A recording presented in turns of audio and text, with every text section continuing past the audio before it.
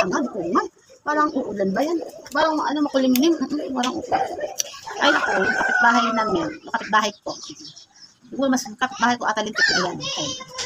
Ewan ko kung asawa, o anak, o kapatid, mga nakasama kong kapitbahay, kaya yon ang ending, pinalayas na sila ako.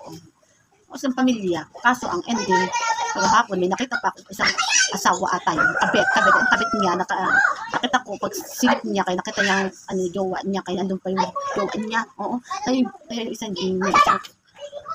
chicks niya na jowa, ay naku, pumunta pa doon saglit, pero umalis agad. Oo, kaya, nakakaloko.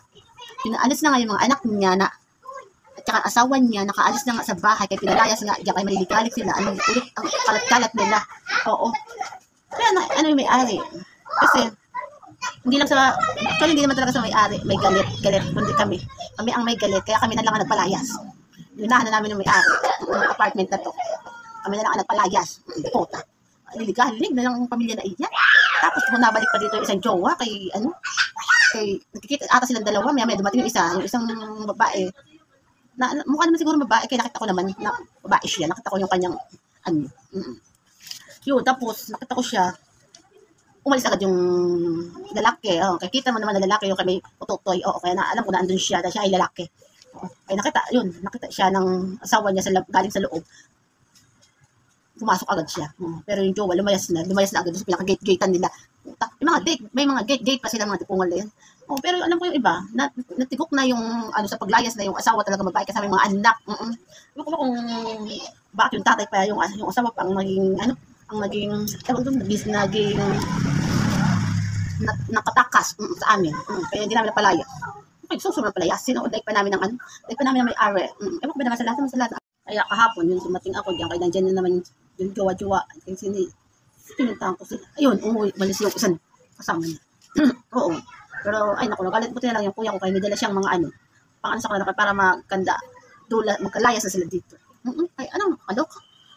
Pakita ko sa'yo ang apartment nila. Kaya unahan pa sila ng may-ari na, baka imbis na kami ang palayasin, mauna lang kayo maglayas. Ito ko sa'yo ang apartment ko, mga walang kwenta-kwenta talaga ito, day. Ito na dito yung ating apartment. Alam dyan, no? Ayan. Saan yan, day? Diyan. Yan, meron sila dyan bahay-bahay. Yan talaga sila, meron silang bahay-bahay. Di puta. Kasi ito na kanilang guard. Ay, yung gate nila dyan.